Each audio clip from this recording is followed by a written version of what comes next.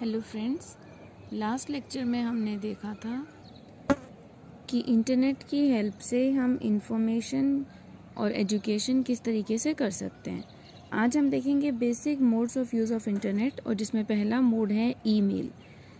Email का मतलब होता है इलेक्ट्रॉनिक मेल, यानी कि इलेक्ट्रॉनिक डाक सेवा। जैसे हम पुराने टाइम पे पत्र लिखा करते थे, पत्र लिखकर आप पत्र पेटी में डालते थे, डाकिया उन पत्रों को लेकर जाता था, फिर वो आप जिसने को पत्र भेजा है वो पत्र का जवाब देता था, फिर आपके पास पत्र आते थे। वो थी आपकी पारंपरिक डाक सेवा। लेकिन आजकल की डाक सेवा जो है वो इलेक्ट्रॉनिक डाक सेवा है, ईमेल है, जिसमें आप अपना लेटर टाइप करते हो, इंटरनेट से पोस्ट करते हो और इंटरनेट से आपको उसका जवाब मिलता है। तो हम सब जानते हैं कि इंटरनेट की सेवाएं जो होती हैं बहुत ज़्यादा फास्ट होती हैं। तो ईमेल जो है वो इंटरनेट को आपकी पुरानी दुनिया से नई दुनिया में जोड़ने, नई दुनिया से बेहतर बनाने में बहुत ज़्यादा अपना योगदान देता है। जहाँ पिछले ज़माने में इंफॉर्मेशन देने के लिए 2-3 महीने निकल जाया करते थे, वहीं आप विद इन सेकेंड्स किसी भी कोने से बैठे हुए दुनिया के किसी भी कोने में अपनी इंफॉर्मेशन भेज सकते हो। तो ईमेल है इंफॉर्मेशन या लेटर्स भेजने की एक सेवा। तो ईमेल कंप्यूटर के द्वारा भेजी जा सकने वाली इलेक्ट्रॉनिक डाक सेवा है। इलेक्ट्रॉनिक प्रणाली के द्वारा बड़ी बड़ी सूचनाओं को प्रकाश की गति से भेजना ईमेल के द्वारा संभव है। कंप्यूटर को मॉडेम द्वारा टेलीफोन से जोड़कर पत्रों की दुनिया के किसी भी हिस्से में भेज सकते हैं। ईमेल सेवा सबसे पहले हॉटमेल ने शुरू की थी, जिसका एड्रेस है www.hotmail.com, और आज ये हॉटमेल विश्व की सबसे बड़ी ईमेल सेवा वाली इंटरनेट कंपनी है। इसे स्टार्ट करने वाले एक भारतीय युवा ही थे, सबीर भाटिया। याहू वेबसाइट के माध्यम से ईमेल देखने के लिए या किसी भी वेबसाइट को देखने के लिए आप पहले उस ईमेल आईडी को, उस वेबसाइट को खोलेंगे, उसमें ईमेल आईडी डालेंगे और अपनी चेक ईमेल पे क्लिक करेंगे। उसमें आपको पता चलेगा आपके पास कौन कौन सी मेल्स आई हैं, और उन मेल को आप साथ के साथ रिप्लाई कर सकते हैं, उनको सेव करके रख सकते हैं, डिलीट कर सकते हैं। ये सारे हम वीडियो लेक्चर में देखेंगे कि किस तरीके से ईमेल की जा सकती है। आप में से बहुतों को ईमेल करनी भी आती होगी, लेकिन एक शॉर्ट सा लेक्चर उसके ऊपर हम बनाएंगे जिसमें आप ईमेल कंपोज करना और सेंड करना सीख सकते हैं। आजकल एक टर्म ई कॉमर्स भी बहुत फैली हुई है।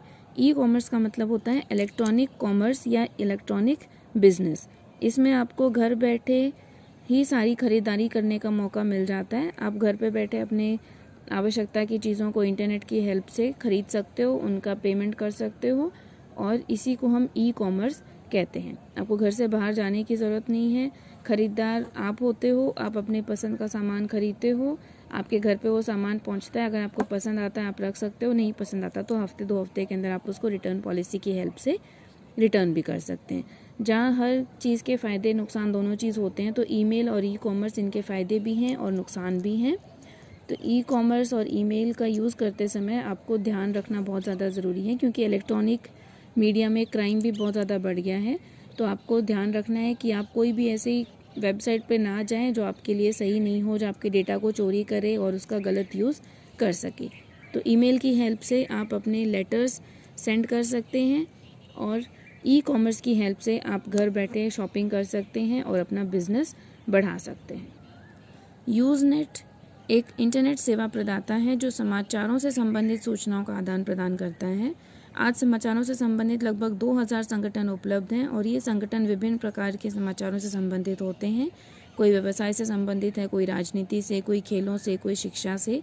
तो यूज़नेट की हेल्प से आप आसानी से इन्फॉर्मेशन सारी हम बार बार कहते आ रहे हैं कि इंटरनेट पर आप कोई भी इन्फॉर्मेशन शेयर कर सकते हैं, लेकिन वो इन्फॉर्मेशन शेयर होती कैसे है? इसके लिए कुछ प्रोटोकॉल्स होते हैं जो हमें फॉलो करने पड़ते हैं। प्रोटोकॉल का मतलब होता है सेट ऑफ रूल्स, यानी इंटरनेट पर डेटा इकट्ठा करने के लिए, सूचनाओं को, इन्फॉर्मेशन को ट्रांसफ़र करने के लिए कुछ रूल्स लगते हैं जिन्हें हम प्रोटोकॉल्स कहते हैं। इसका सारा काम जो होता है वो इंटरनेट की हेल्प से ही किया जाता है, और जो सर्वर्स होते हैं या नेटवर्क बनाने वाले होते हैं वो इन चीज़ों का सारा ध्यान रखते हैं। आपको इनकी तरफ से कोई काम नहीं करना होता। आपको सिर्फ पता होना चाहिए कि इन्फॉर्मेशन और कम्युनिकेशन ट्रांसमिशन के लिए जो प्रोटोकॉल्स मोस्टली यूज़ होते हैं वो होते हैं TCP IP। TCP का मतलब है ट्रांसमिशन कंट्रोल प्रोटोकॉल, और IP का मतलब है इंटरनेट प्रोटोकॉल। जब भी आप कोई फ़ाइल अपने लोकेशन से दूसरे सर्वर पर भेजना चाहते हो या सर्वर से डाउनलोड करना चाहते हो, तो उसके लिए file transfer protocol FTP use होता है। आप सिंपल सा काम करते हैं, अपनी फ़ाइल अपने लैपटॉप में से सिलेक्ट करते हैं या फ़ोन में से सिलेक्ट करते हैं या कंप्यूटर से सिलेक्ट करते हैं, उसको इंटरनेट पर ईमेल में अटैच कर देते हैं, या फिर जैसे टिकटॉक पे लोड करना है तो टिकटॉक पे लोड कर देते हैं, यूट्यूब पे डालना है तो वहाँ लोड कर देते हैं।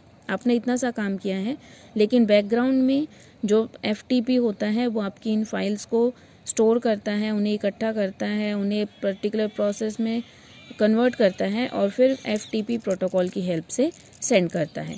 तो बड़ी बड़ी फाइलों को सेंड करने के लिए, रिसीव करने के लिए फ़ाइल ट्रांसफ़र प्रोटोकॉल यूज़ किया जाता है। फाइल्स के साथ साथ हमें कई बार हाइपर टेक्स्ट भी ट्रांसफ़र करना होता है।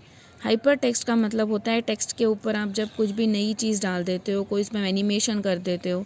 जैसे आप न्यूज़ अगर देखते हो तो न्यूज़ चैनल पे नीचे नीचे हेडलाइंस चलती रहती हैं, तो वो हाइपर टेक्स्ट होता है क्योंकि वो टेक्स्ट मूव कर रहा है। ऐसे ही टेक्स्ट के ऊपर आप कलरिंग करते हो या फिर टेक्स्ट को नॉर्मल फ़ॉन्ट से अलग किसी फॉर्मेट में बदलते हो तो वो हाइपर टेक्स्ट कहलाता है। तो फाइल्स ट्रांसफ़र करने के लिए जहाँ हम FTP प्रोटोकॉल यूज़ करते थे, वहीं हाइपर टेक्स्ट को ट्रांसफ़र करने के लिए HTTP प्रोटोकॉल यूज़ किया जाता है। इसका फुल फॉर्म है हाइपर टेक्स्ट ट्रांसफ़र प्रोटोकॉल। ये HTML फाइल्स को कैसे भेजना है, कैसे रिसीव करना है, इसमें हेल्प करता है। HTTP क्लाइंट सर्वर सिद्धांत पर काम करता है। क्लाइंट जैसे कि आप वीडियो डाउनलोड कर रहे हो तो आप क्लाइंट हो, और जहाँ से वो वीडियो डाउनलोड हो रही है वो सिस्टम सर्वर होता है। तो HTTP क्लाइंट सर्वर सिस्टम के ऊपर बेस्ड है। क्लाइंट वो मशीन जो इन्फॉर्मेशन को यूज़ कर रही है, और सर्वर वो मशीन्स जहाँ से इन्फॉर्मेशन सबके लिए अवेलेबल है। ब्राउज़र वो प्रोग्राम होते हैं जिनका प्रयोग हम HTML पर लिखे डॉक्यूमेंट्स को पढ़ने के लिए करते हैं। जैसे हम क्रोम ब्राउज़र यूज़ करते हैं, गूगल ब्राउज़र यूज़ करते हैं, तो उसके ऊपर आपको ब्राउज़र एक सर्च इंजन की तरह काम करता है, जिससे हम ब्राउज़ कर सकते हैं, इन्फॉर्मेशन को ढूंढ सकते हैं, सर्च कर सकते हैं।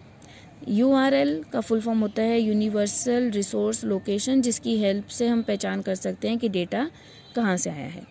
होम पेज है कि जब भी आप कोई वेबसाइट ओपन करते हो तो जो पहला पेज आपके सामने प्रेजेंट होता है वो उस वेबसाइट का होम पेज कहलाता है, और उस होम पेज से बाकी पेजेस के साथ कनेक्टिविटी होती है, जिससे आप पूरी इन्फॉर्मेशन को या पूरे सर्वर को ब्राउज़ कर सकते हैं। ये हमने कुछ मोड्स देखे हैं यूज़ ऑफ इंटरनेट के: email, file exchange and e-commerce. Next lecture में हम आगे के टॉपिक्स देखेंगे।